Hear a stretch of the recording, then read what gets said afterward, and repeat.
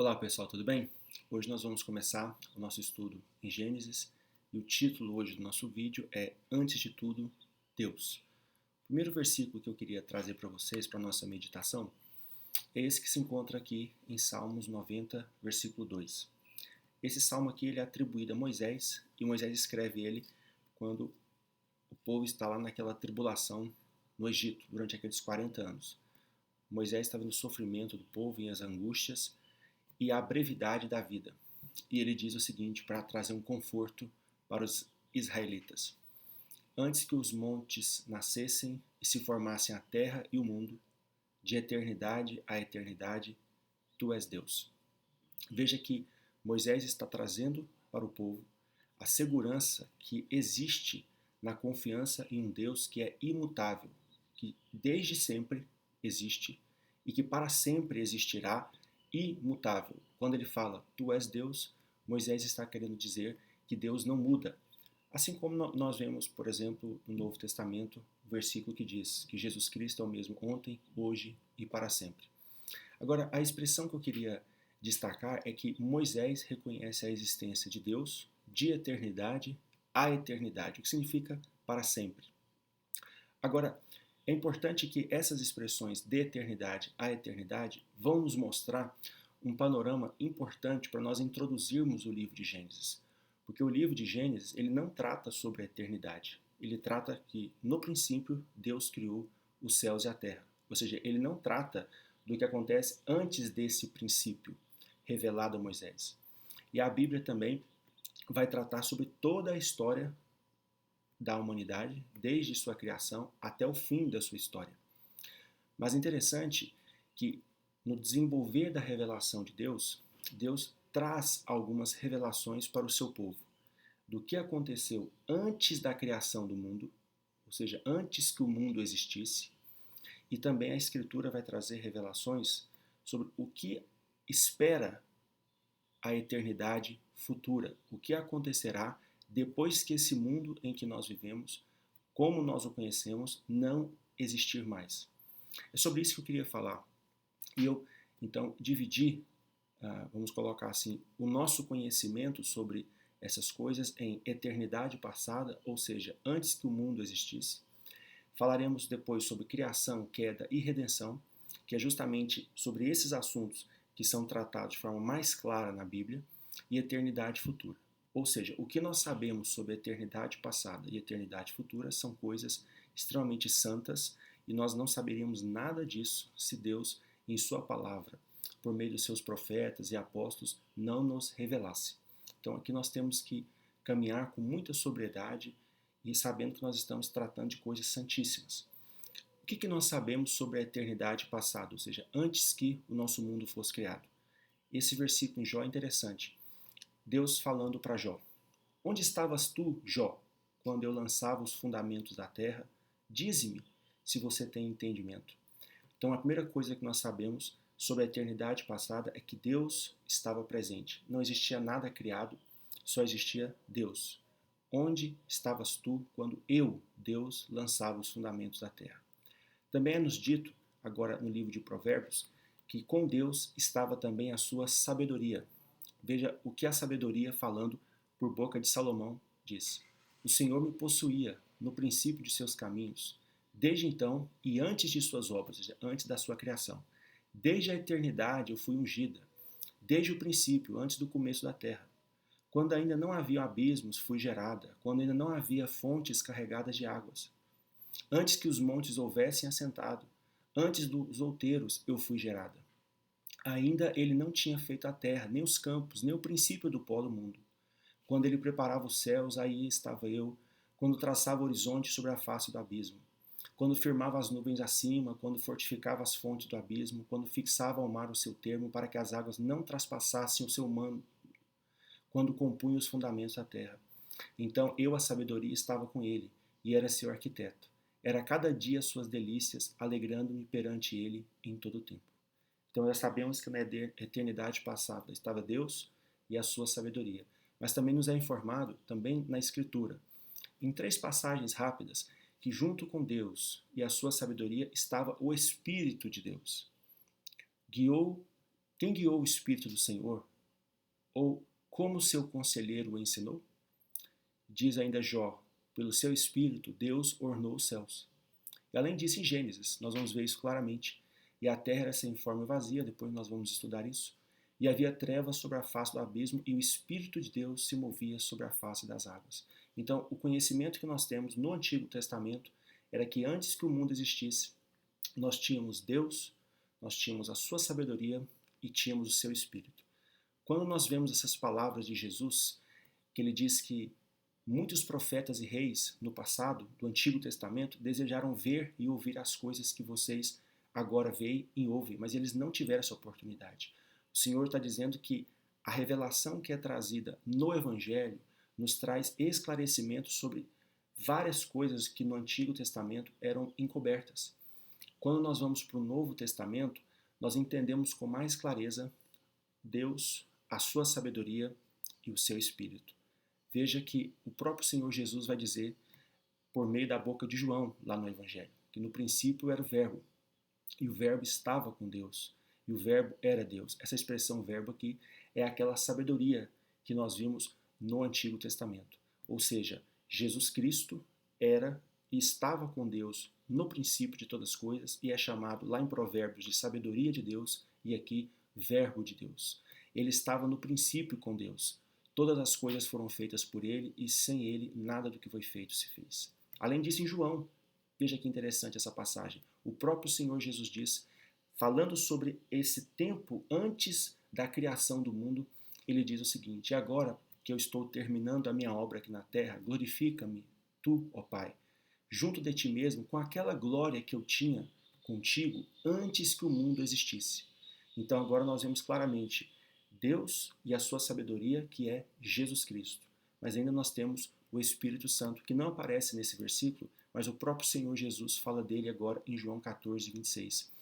Falando também da sua ida para o céu, depois de terminar a sua obra, o Senhor diz: mas aquele Consolador, o Espírito Santo, que o Pai enviará em meu nome, esse vos ensinará todas as coisas e vos fará lembrar de tudo quanto eu tenho dito. Então, o que nós sabemos sobre a eternidade passada é isso aqui em resumo. Que na eternidade passada, o Deus triuno, Deus trino, a Trindade, cujo nome é bendito para sempre, decidiu para a sua glória criar o universo e conceder aos homens o gozo de sua presença. Antes da criação, era Deus, e somente Deus. E não existia tempo, não existia espaço, não existia absolutamente nada. Deus era perfeito e completo em si.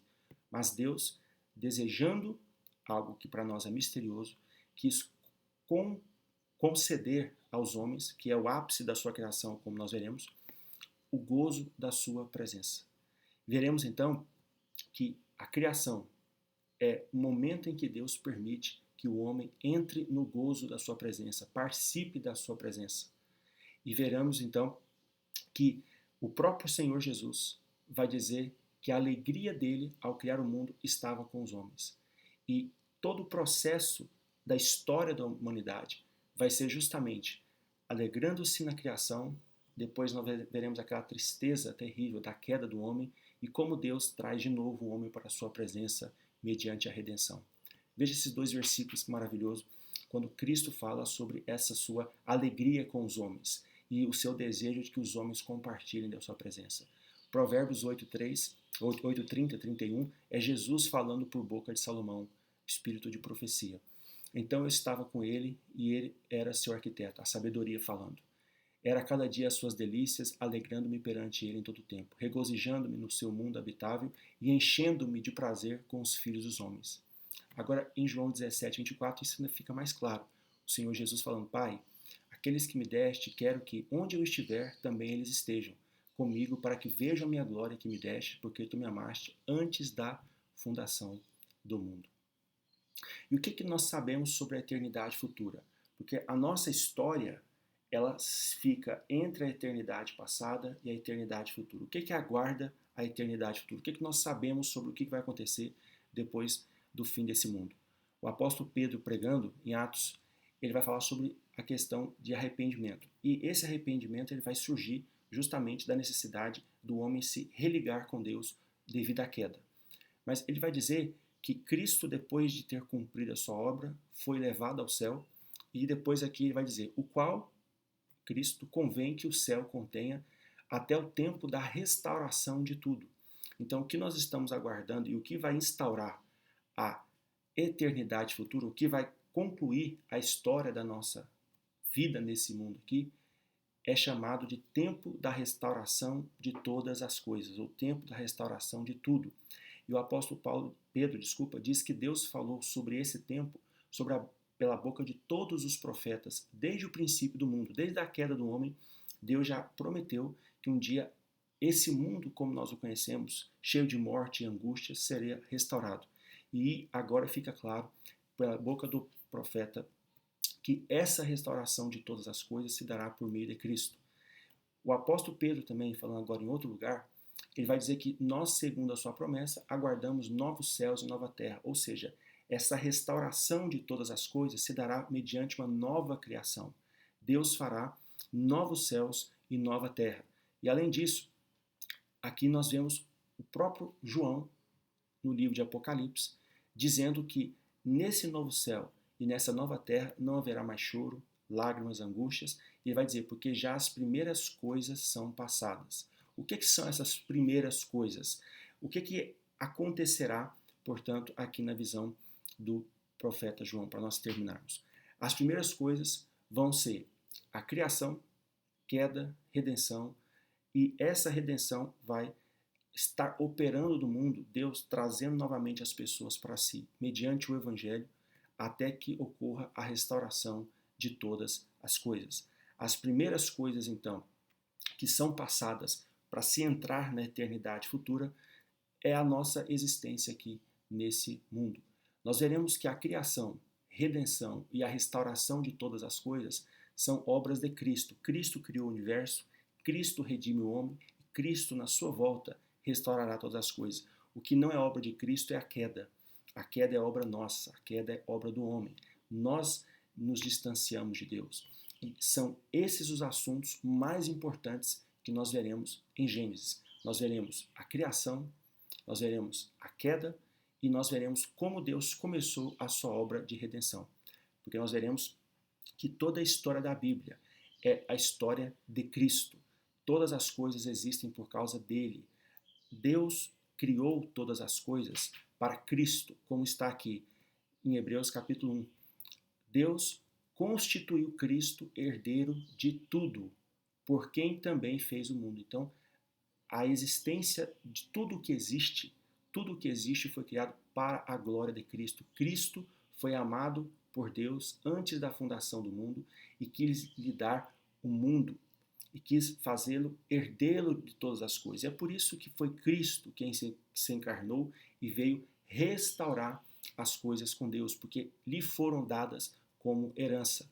E para nós terminarmos, o apóstolo Paulo vai dizer que o estado das coisas que nós vemos hoje, cheio de pecado, miséria e desgraça, esse estado das coisas começou a ser transformado quando Cristo veio ao mundo e começou a sua obra de redenção.